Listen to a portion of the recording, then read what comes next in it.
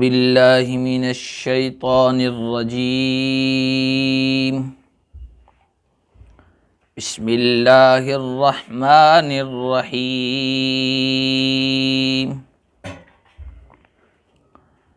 وقالوا لن تمسنا النار الا ایاما معدودہ قل اتخذتم عند اللہ عہدا فلن يخلف اللہ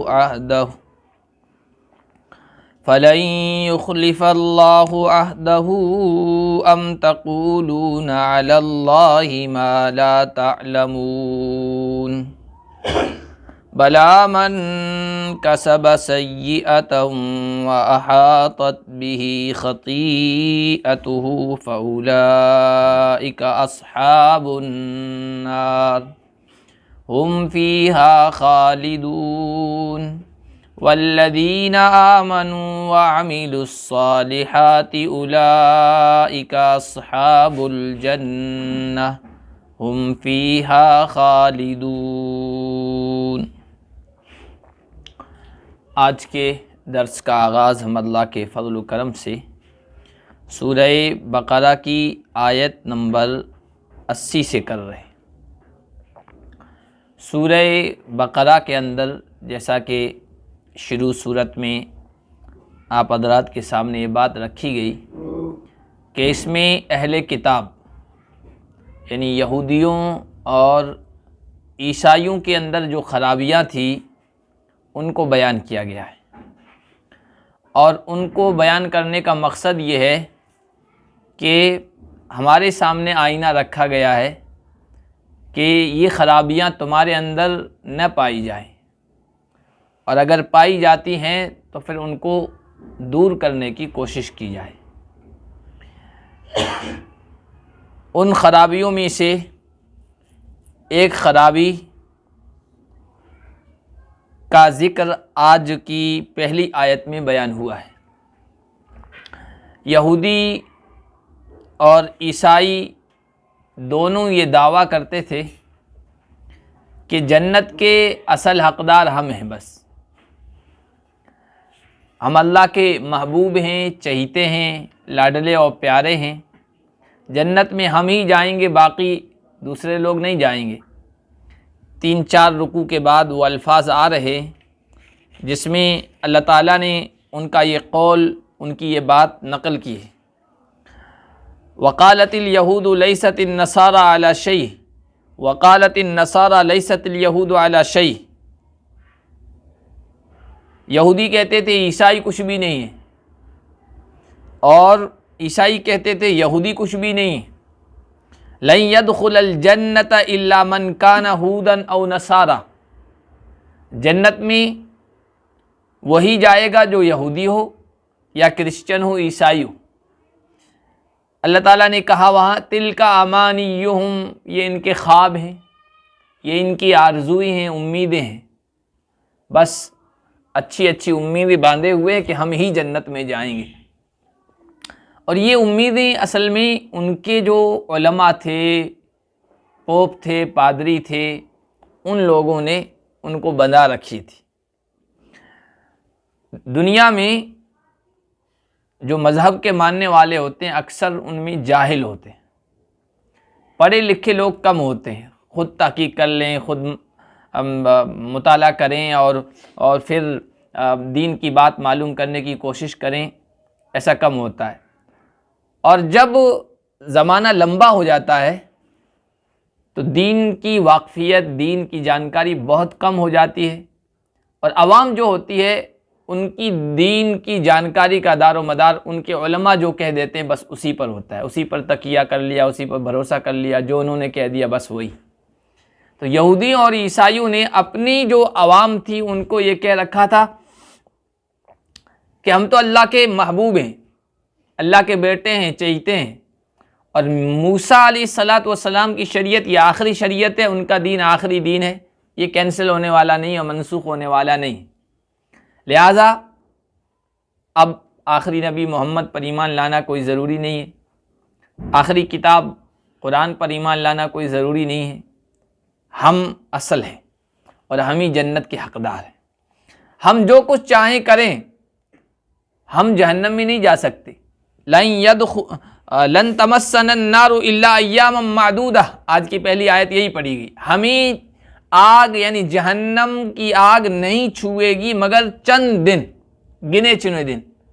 گنے چنے دن کتنے دن؟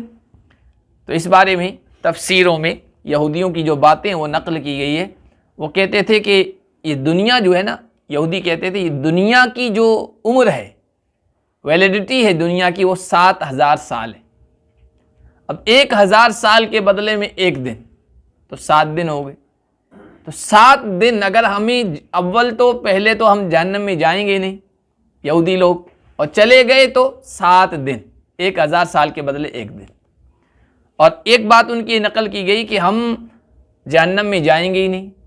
حضرت ابراہیم جہنم کے گیٹ پر کھڑے ہو جائیں گے اور جو بھی ختنہ کرنے والا یہودی ہے اس کو جہنم میں جانے نہیں دیں گے. یعنی اللہ کا فیصلہ ہوگا کہ اس کو جہنم میں ڈالا جائے، لیکن ابراہیم کھڑے ہو جائیں گے، وہ جہنم میں جانے ہی نہیں دیں گے. عجیب و غریب بات کیا کرتے تھے. اور اگر چلے گئے، فرض کر لو، مان لو چلے گئے، تو ہم 40 دن رہیں گے. یہ 40 دن کون سے ہیں؟ کہ جب حضرت موسیٰ علیہ السلام کو طور پہاڑ پر بلایا گیا کہ وہاں آؤ، ہم تمہیں تورات دینے والے ہیں. پیچھے بنی اسرائیل کے لوگوں نے بچھڑے کی پوجا کر لی، گائے کی پوجا کرنی شروع کر دی. وہ 40 دن تھے. کہتے 40 دن ہم جہنم میں گزار کے پھر واپس جنت میں چلے جائیں گے. بعض اور باتیں بھی کیا کرتے تھے. تو اللہ تعالیٰ نے ان کی یہ بات نقل کی. کہتے ہیں کہ ہمیں جہنم کی آگ نہیں چھوئے گی مگر چند دن. قل، اے نبی آپ ان سے کہیے، اتخذتم عند اللہ عہدا، کیا تم نے اللہ سے لکھا لیا ہے، عہد کر لیا ہے، کوئی گارنٹی لے لی ہے، اللہ نے کانٹریکٹ کر لیا اللہ سے کیا کہ چند دن ہی تم جہنم میں جاؤ گے، جو کچھ بھی چاہو کرتے رہو، بس جنت کے اصل حقدار ہیں، اور جہنم میں چلے بھی گئے تو گنے چنے دن بس. کیا اللہ سے لکھوا لیا ہے؟ کیا اللہ سے عہد کر لیا ہے؟ اتخذتم عند اللہ عہدا، یا یوں ہی بے پر کی اڑا رہے ہو، یوں ہی گپ لگا رہے ہو. فلن یخلف اللہ عہدہ، کہ اللہ اس عہد کے خلاف نہیں کر سکتا ہے، تمہیں جہنم میں نہیں ڈال سکتا ہے. ام تقولون علی اللہ ما لا تعلمون، یا تم اللہ کے اوپر ایسی باتیں گھڑ رہے ہو جس کا تمہیں علم ہی نہیں ہے، جس کی تمہیں جانکاری نہیں ہے، جھوٹ بول رہے ہو، اللہ کی طرف غلط بات منسوب کر رہے ہو. آگے اللہ تعالیٰ نے اصول بتا دیا. یہودی کہتے تھے ہم چونکہ یہودی ہیں تو خاندانی، ہم انبیاء کے خاندان کے ہیں، نبیوں کی اولاد ہیں، اللہ کے چہیتے ہیں، تو ہم کچھ بھی کرتے رہیں ہم تو جہنم میں جائیں گے ہی نہیں. یہ خرابی تھی ان میں، اور یہ خرابی ہمارے اندر بھی آتی چلی جاتی ہے. مسلمانوں میں بھی آپ کو بہت سارے لوگ ایسے ملیں گے جو یہ کہیں گے کہ ہم کچھ بھی کریں، بس اللہ کے نبی سفارش کر دیں گے، شفاعت کر دیں گے، نماز روزہ زکوٰۃ کچھ بھی چھوڑتے چلے جاویں، دین کے قریب بھی نہ آویں، بس اللہ کے نبی چھڑا دیں گے. حالانکہ شفاعت اور سفارش کا مسئلہ قرآن و حدیث میں صاف طور پر بیان کیا گیا ہے کہ شفاعت اور سفارش اللہ کے نبی صلی اللہ علیہ وسلم اللہ کی اجازت سے کریں گے، اللہ کی اجازت کے بغیر نہیں کر سکیں گے، اور اس کے بارے میں کریں گے اللہ اجازت دے گا کہ اس کے بارے میں آپ شفاعت کیجئے، سفارش کیجئے تب. اور اللہ تبارک و تعالی 16ویں پارے میں آیا اسی کے بارے میں اجازت دیں گے، رضی لہ قولا، جس کی بات، جس کا عمل، جس کا کام اللہ کو پسند ہوگا. ایسا نہیں کہ عقیدہ خراب لے کے جا رہا ہے، کفر و شرک میں پڑا ہوا ہے، اور یہ امید لگائے بیٹھا ہے کہ بس میں تو اللہ کے نبی کا امتی ہوں، بس چلا جاؤں گا جنت کے اندر، جہنم میں تو مجھے جانا ہی نہیں ہے، جہنم میرے قریب بھی نہیں ہوگی اور میں جہنم کے قریب بھی نہیں ہوگا. یہودیوں والی خرابی ہمارے اندر آتی چلی گئی. تو اللہ تعالیٰ نے اصول بتا دیا کہ بھائی کسی خاندان کا، کسی عالم کا بیٹا ہونا، کسی پیر کا بیٹا ہونا، کسی بڑے کا بیٹا ہونا صرف کافی نہیں ہے جنت میں جانے کے لیے. اللہ کے یہاں اصول ہے. یہودی انبیاء کی اولاد تھے، 6000 نبی بنی اسرائیل میں آئے، یہودیوں میں آئے. اللہ تعالیٰ نے اپنے زمانے میں ان کو بڑی فضیلت، فوقیت عطا فرمائی تھی، لیکن اللہ فرما رہے ہیں صرف نبیوں کے خاندان میں پیدا ہونا یہ کوئی کافی نہیں ہے جنت میں جانے کے لیے. ہمارے یہاں اصول ہے، اس اصول پر، اس کسوٹی اور معیار پر جو پورا اترے گا وہ جنت میں جائے گا. وہ نبی کے خاندان کا ہو یا نہ ہو، اس اصول پر پورا اترنا چاہیے۔ کیا ہے؟ بلا من کسب سیئۃ واحاطت به خطیئته فاولئک اصحاب النار هم فیہا خالدون۔ یہ کہتے ہیں کہ ہم جہنم میں نہیں جائیں گے، نہیں، جو کوئی بھی برائی لے کے آئے گا، گناہ لے کے آئے گا، یہاں برائی اور گناہ سے مراد کفر اور شرک ہے۔ اللہ کے نبی صلی اللہ علیہ وسلم پر ایمان نہیں لا رہے ہیں اور ہیں کہ نہیں ہم تو جنت میں جائیں گے ہی، نہیں، کفر کر رہے ہو، انکار کر رہے ہو، یہ بہت بڑا گناہ ہے۔ جو کوئی بھی گناہ کما کے لائے گا اور اس کی خطائیں، اس کی غلطیاں، اس کے پاپ اس کو گھیرے ہوئے ہیں، تو ایسے لوگ تو جہنم ہی میں جائیں گے، چاہے وہ کسی بڑے خاندان کے کیوں نہ ہو۔ بڑے خاندان سے، نبی پاک صلی اللہ علیہ وسلم کے خاندان سے بڑھ کر اور کس کا خاندان ہو سکتا ہے؟ لیکن آپ دیکھیے ابو جہل، ابو لہب، حضور کے خاندان کے بے شمار لوگ ایسے تھے جو حضور پر ایمان نہیں لائے۔ قرآن کی آیتیں اتری، ابو لہب حضور کے رشتے میں چچا تھا، تبت یدا ابی لہب، ابو لہب کے ہاتھ برباد ہو گئے، خود بھی برباد ہو گیا، اس کے مال اس کے کام نہیں آیا، وہ اس کی بیوی جہنم کا ایندھن بنے گی۔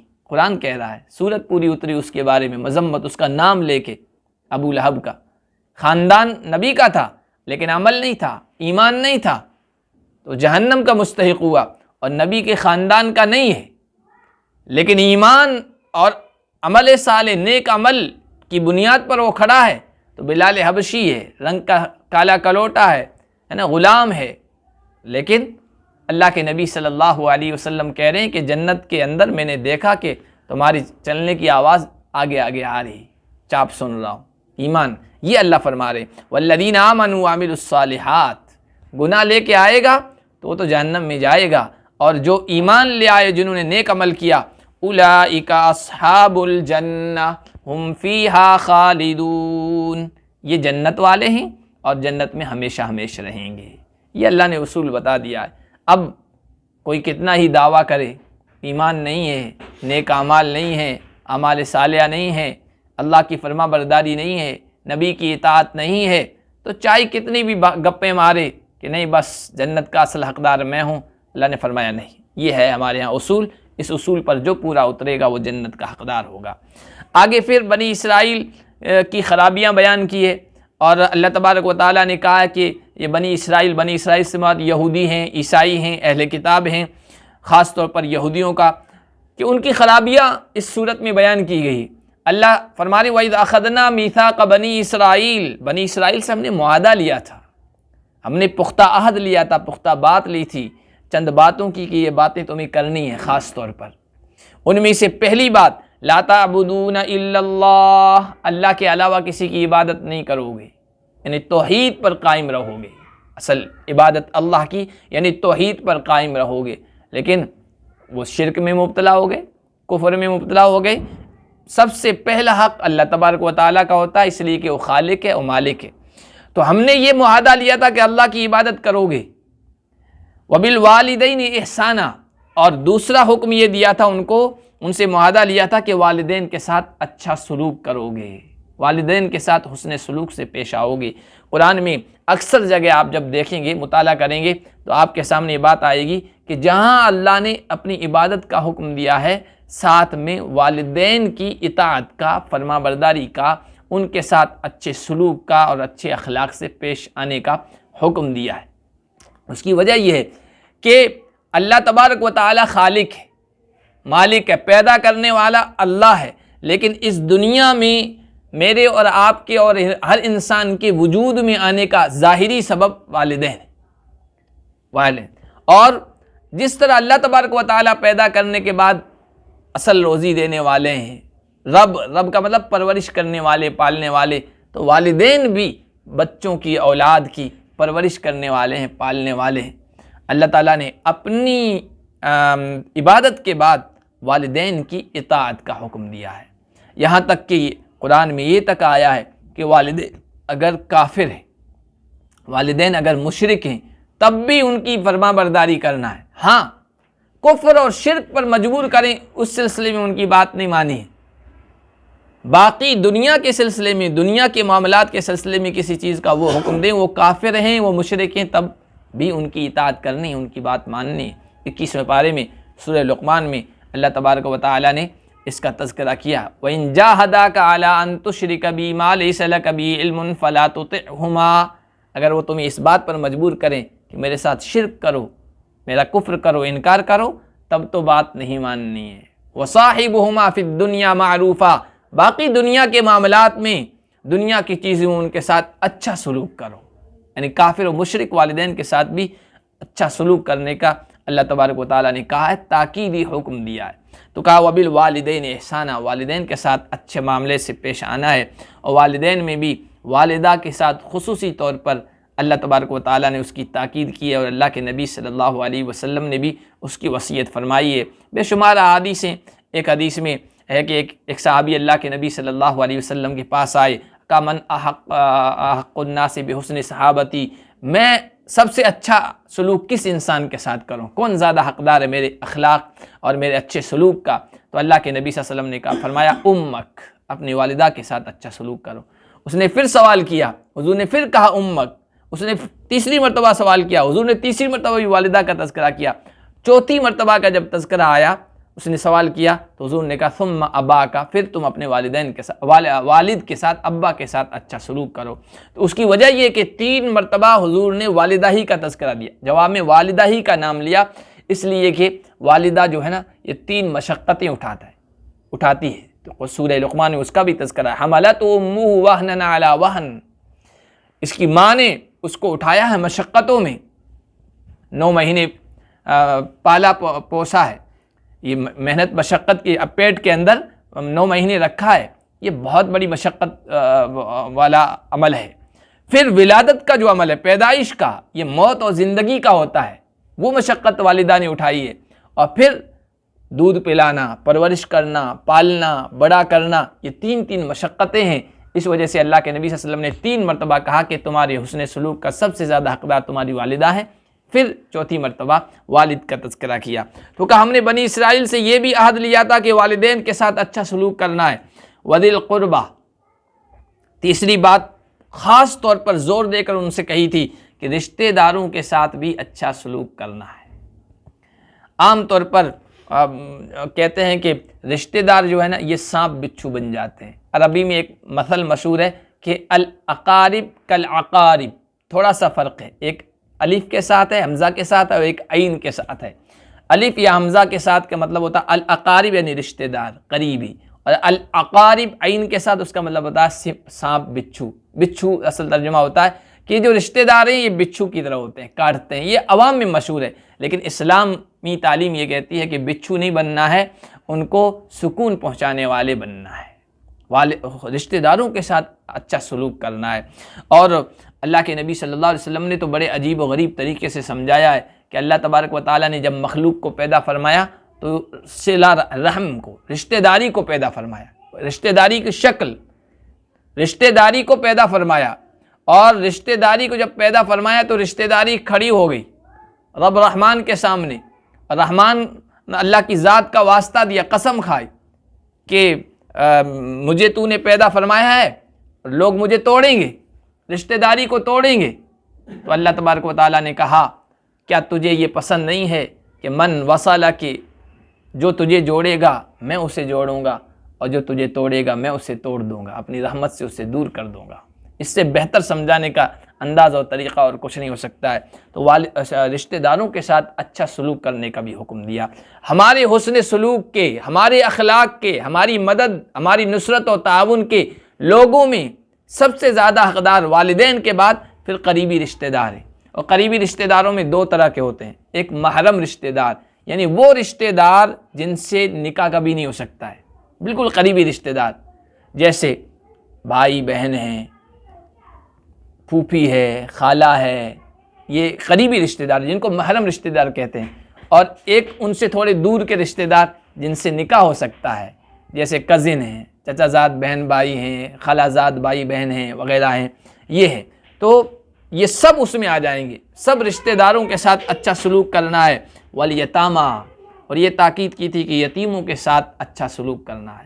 معاشرے و سماج میں جو کمزور طبقات ہیں ان میں سے یتیم بھی آتا ہے، جن کے والد کا سایہ سر سے اٹھا گیا ہو، والدین اس دنیا سے چلے گئے ہو، ان کا کوئی پرسان حال نہیں ہوتا ہے، کوئی پوچھتا نہیں ہے، تو اسلام نے اس بات کی تاکید کی ہے بار بار قرآن میں اور حدیث میں کہ سماج کے اس ورگ کا خصوصی طور پر خیال رکھنا ہے۔ اللہ کے نبی صلی اللہ علیہ وسلم خود یتیم تھے، یتیموں کا درد کیا ہوتا ہے، یتیموں کی بیچارگی کیا ہوتی ہے، اس کا احساس اللہ کے نبی صلی اللہ علیہ وسلم کو تھا، کیونکہ خود اس دور سے گزر چکے تھے۔ اسی لیے خاص طور پر یتیموں کے سلسلے میں حضور صلی اللہ علیہ وسلم نے تعلیم دی ہے، تاکید کی ہے، وصیت کی ہے اور بڑے فضائل بتائے ہیں یتیموں کی پرورش کے۔ حضور نے فرمایا مسلمانوں کے گھروں میں سب سے بہترین گھر وہ ہے جس میں کوئی یتیم ہو، اس کے ساتھ اچھا برتاؤ کیا جاتا ہو، اور گھروں میں سے سب سے برا گھر وہ ہے جس میں کوئی یتیم ہو، اس کے ساتھ اچھا سلوک نہ کیا جاتا ہو۔ اور اللہ کے نبی صلی اللہ علیہ وسلم نے یتیموں کے بارے میں یہ بھی تاکید کی کہ بعض یتیم بچے ایسے ہوتے ہیں جن کے والدین بڑا مال چھوڑ کے جاتے ہیں، بعد میں ان کے رشتہ دار مال کھانے کی کوشش میں کرتے ہیں، کیونکہ بچے چھوٹے ہیں، وہ سمجھدار نہیں ہیں، مال ہڑپ کرنے کی کوشش کرتے ہیں۔ حضور نے کہا ایسا نہیں کرنا ہے، ان کا خیال رکھنا ہے، سرپرستی کرنی ہے۔ پھر یہ کہ اس مال کو انویسٹ کرنا ہے، ایسا نہ ہو کہ وہ مال پڑا ہے، اس میں سے زکوٰۃ نکل رہی ہے اور مال ختم ہو جائے۔ حضور نے کہا کہ من ولی یتیمن، جو کسی ایسے یتیم کا سرپرست بنے، گارجین بنے، جس کا باپ اس کے لیے، جس کے والدین اس کے لیے مال چھوڑ کے گئے ہو، فلیتجر فی، تو اس کو تجارت میں لگائے، اس کو انویسٹ کرے کہ یتیم کا مال بڑھتا رہے، ختم نہ ہو۔ بڑی تاکید کی ہے۔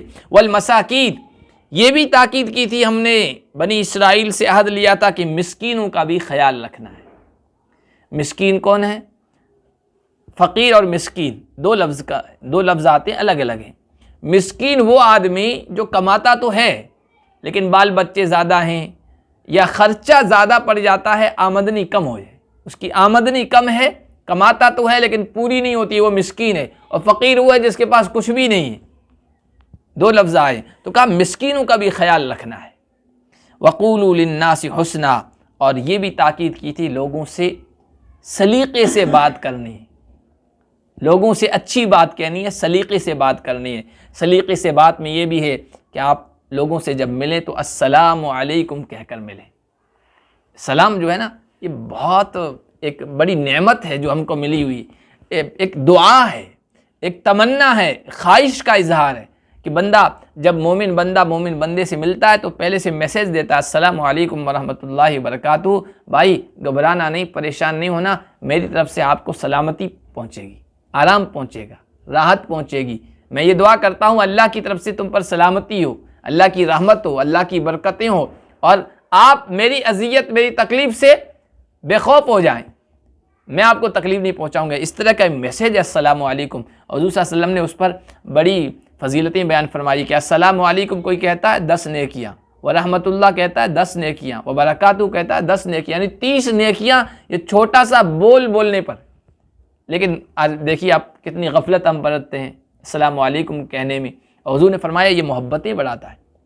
حضور نے فرمایا تم لوگ اس وقت تک جنت میں نہیں جاؤ گے جب تک کہ کامل مومن بن جاؤ، اور تم لوگ اس وقت تک کامل مومن نہیں بن سکتے جب تک کہ آپس میں محبتیں پیدا کرو۔ اور آپس میں محبتیں کس چیز سے پیدا ہوتی بتاؤں؟ حضور نے فرمایا افشوا السلام بینکم، آپس میں سلام کو عام کرو۔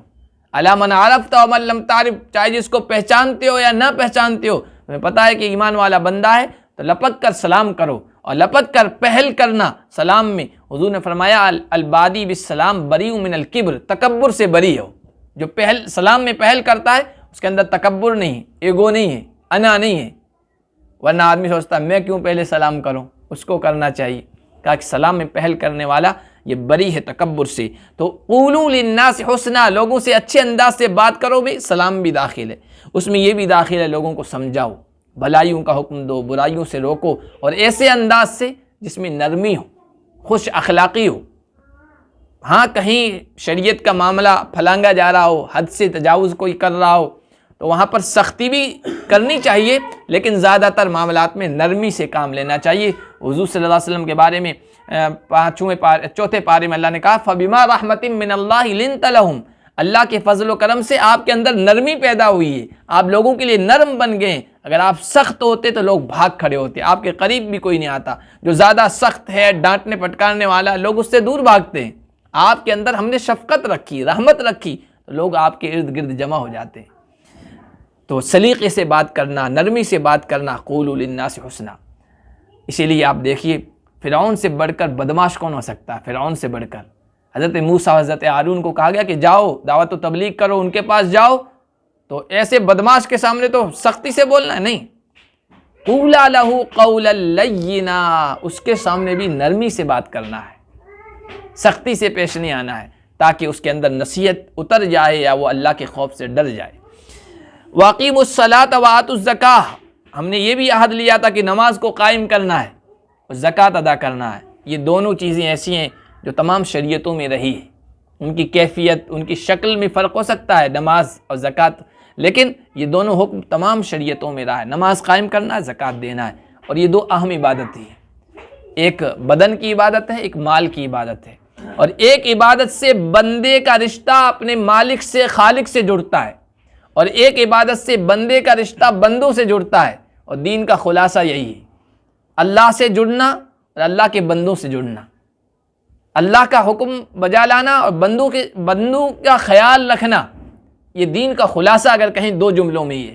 تو نماز کے ذریعے سے بندے کا تعلق اپنے مالک سے جڑ رہا ہے، اور زکوٰۃ کے ذریعے سے بندے کا تعلق اپنے ارد گرد رہنے والے انسانوں سے جڑتا ہے، کیونکہ ان کی مدد کرتا ہے، ان کا تعاون کرتا ہے اپنا پیسہ خرچ کر کے۔ تو یہ دو اہم عبادتیں ہیں، لیکن اللہ فرما رہے ہیں، یہودیوں کی خرابیاں بیان کر رہی ہیں، ہم نے تم سے کہا تھا یہ کرنا ہے، ثم تولیتم الا قلیلا منکم وانتم معرضون، پھر تم نے اس سے منہ پھیر لیا۔ تم میں سے بہت کم لوگ ایسے تھے جو اس پر پورے اترے، ورنہ اکثر تم لوگ اعراض کرنے والے تھے، منہ پھیرنے والے تھے۔ وَإِذَا أَخَذْنَا مِيثَاقَكُمْ، ہم نے تم سے یہ بھی عہد لیا تھا، یہ یہودیوں سے کہہ رہے ہیں، جو اللہ تعالیٰ یہ کہہ رہے ہیں کہ تم کہہ رہے ہو ہم جنتی ہیں بس، اور شریعت پر، اللہ کے احکام پر تو بالکل نہیں چل رہے ہو، اور تم کیا چلو گے؟ تمہارے باپ دادا کی تاریخ بھی یہی رہی ہے کہ انہوں نے بھی تورات کو چھوڑ دیا، احکام کو چھوڑ دیا، تم بھی کون سے جو ہے نئی چیز اپناؤ گے یا صحیح راستہ اپناؤ گے؟ اپنے باپوں کی، اپنے باپ دادوں کی روش اور طریقے پر تم بھی ہو۔ تم سے یاد لیا تھا کہ خون ریزی نہیں کرو گے، آپس میں لڑو گے نہیں، قتل و غارت گری نہیں کرو گے، ایک یہ وَلَا تُخْرِجُونَ أَنفُسَكُم مِّن دِيَارِكُمْ، اور اپنے لوگوں کو اپنے وطن سے بھگاؤ گے نہیں، جلا وطن نہیں کرو گے، نکالو گے نہیں۔ ثُمَّ أَقْرَرْتُمْ وَأَنْتُمْ تَشْهَدُونَ، اور پھر تم نے اقرار کیا تھا، تم نے یہ گواہی دی تھی اور اس بات پر قول و قرار کیا تھا کہ ہاں ہم ان احکامات کو مانیں گے۔ اللہ تعالیٰ نے کہا تھا کہ خون ریزی نہیں کرو گے، دوسرا حکم دیا تھا اپنے لوگوں کو جلا وطن نہیں کرو گے، وطن سے نکالو گے نہیں، اور تیسرا حکم دیا تھا کہ اگر تم میں سے لوگ قیدی بن جائیں، گرفتار ہو جائیں، تو ان کو چھڑانا ہے، فدیہ دے کر، پیسہ دے کر، معاوضہ دے کر ان کو چھڑانا ہے، ان کو قید سے رہا کرنا ہے۔ یہ تین احکام دیے تھے۔ اللہ نے فرمایا ثم انتم ہؤلاء تقتلون انفسکم وتخرجون فریقا منکم من دیارہم، پھر قول و قرار کرنے کے باوجود تم آپس میں لڑتے ہو، اپنے لوگوں کو قتل کرتے ہو، اور اپنے لوگوں کو اپنے دیار سے، اپنے ملک سے، اپنے گھروں سے نکالتے ہو۔ تظاہرون علیہم بالاثم والعدوان، اور تم گناہ کر کے، زیادتی کر کے، سرکشی کر کے یہ سب کچھ کر رہے ہو۔ ان دونوں احکام کی خلاف ورزی کی تم نے، تین حکم دیے تھے، دو احکام کی خلاف ورزی کی۔ وَإِن يَأْتُوكُمْ أُسَارَىٰ تُفَادُوهُمْ، ہاں تمہارے پاس قیدی آتے ہیں، گرفتار لوگ ہو جاتے ہیں، تو تم ان کا فدیہ دے دیتے ہو، چھڑا لیتے ہو۔ ہم نے تین باتوں کو تاکیدی طور پر زور دے کر کہا تھا کہ یہ نہیں کرنا ہے، تو تم ان میں سے ایک عمل لے لیا، تم نے ایک چیز لے لی اور دو کو چھوڑ دیا۔ وَهُوَ مُحَرَّمٌ عَلَيْكُمْ إِخْرَاجُهُمْ، حالانکہ قتل کرنا اور اپنے ہی لوگوں کو اپنے وطن سے نکالنا یہ بھی تم پر حرام تھا، تو تم نے تورات کے احکام کے، تورات کے مسائل کے یا شریعت کے احکام کے حصے بکھرے کر دیے، کچھ کو لے لیا اور کچھ کو چھوڑ دیا۔ اَفَتُؤْمِنُونَ بِبَعْضِ الْكِتَابِ وَتَكْفُرُونَ بِبَعْضٍ، کتاب یعنی تورات کے کچھ چیزوں پر تم ایمان رکھتے ہو، ان کو مانتے ہو، اور کچھ کا انکار کر دیتے ہو۔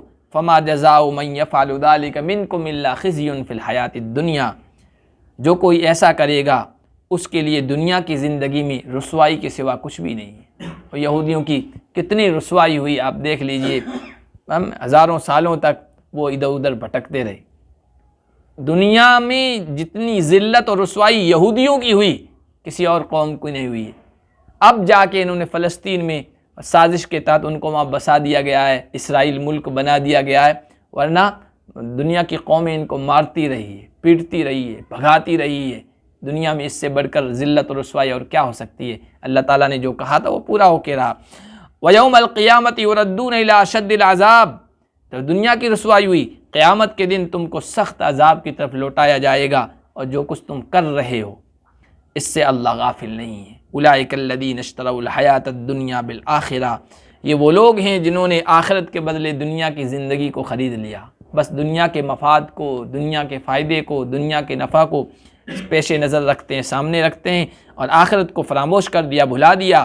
فلا یخفف عنہم العذاب ولا هم ینصرون، جب کل قیامت کے دن اللہ کے دربار میں پہنچیں گے، اللہ کی طرف سے جو عذاب طے ہے وہ ہلکا نہیں کیا جائے گا، اور نہ ان کی مدد کی جائے گی، وہاں کوئی آ بھی نہیں سکے گا۔ جو کہتے تھے نا ابراہیم چھڑا لیں گے اور فلاں چھڑا لیں گے اور فلاں چھڑا لیں گے، کوئی اللہ کے مقابلے میں ان کی مدد کے لیے نہیں آئے گا، اس لیے کہ اللہ کی مدد کا جو معیار ہے، جو اللہ کی مدد کا کون مستحق بن سکتا ہے، اصول کیا ہے، وہ اللہ تعالیٰ نے بتا دیا ہے کہ ایمان لے آؤ، وقت کے نبی کو مانو، اور اللہ کی آخری کتاب پر ایمان لے آؤ۔ وقت کے نبی یا آخری نبی جو قیامت تک ہیں وہ محمد الرسول اللہ صلی اللہ علیہ وسلم ہیں، ان کا تو تم انکار کر رہے ہو، ان پر تو ایمان نہیں لاتے ہو، بلکہ آگے اگلا جو رکوع ہے اس میں عجیب و غریب باتیں بھی آ رہی ہے کہ اللہ کے نبی صلی اللہ علیہ وسلم کے تشریف لانے سے پہلے تو یہودی کہتے تھے کہ آخری نبی آنے والے ہیں، کیونکہ مورتی پوجا کرنے والوں، شرک کرنے والوں اور یہودیوں کے درمیان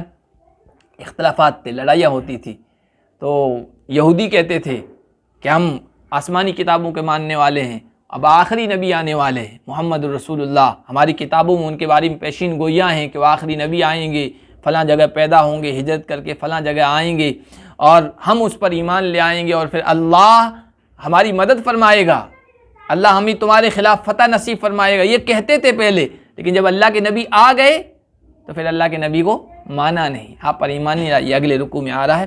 اللہ پاک ہم سب کو قرآن کریم کو سمجھنے کی، اس کا مطالعہ کرنے کی، اس کے پیغام کو عام کرنے کی، اس پر عمل کرنے کی توفیق عطا فرمائے۔ سبحان اللہ بحمدہ، سبحانک اللہم وبحمدک، ونشہد ان لا الہ الا انت ونستغفرک۔ یا اللہ ہمارے گناہوں کو معاف فرما، ہماری خطاؤں سے درگزر فرما، بے شک ہم گنہگار ہیں، خطا کار ہیں، یا اللہ ہمارے گناہوں کو معاف فرما۔ یا اللہ قرآن کریم کو سمجھنے کی، اس میں غور و فکر کرنے کی اور اس پر عمل کرنے کی توفیق عطا فرما۔ یا اللہ جو تیرے نیک بندے اپنے قیمتی اوقات میں سے وقت نکال کر قرآن کریم کو سمجھنے کی کوشش کرتے ہیں، یا اللہ ان کے بیٹھنے کو قبول فرما، قرآن کریم کی برکتیں انہیں عطا فرما، ان کی عمروں میں برکت عطا فرما، کاروبار میں برکت عطا فرما، گھروں میں برکت عطا فرما، راحت و سکون عطا فرما۔ یا اللہ اس کتاب جو بابرکت کتاب ہے، یا اللہ قبر بھی اس کو ہمارا ساتھی بنا، میدان حشر میں اس کو ہمارا ساتھی بنا، جنت میں اس کو ہمیں لے جانے والا بنا۔ یا اللہ اس کی برکتیں ہم سب کو نصیب فرما۔ وصلی اللہ تعالی علی خیر خلقی محمد و آلہ و صحبہ اجمعین برحمتک یا ارحم۔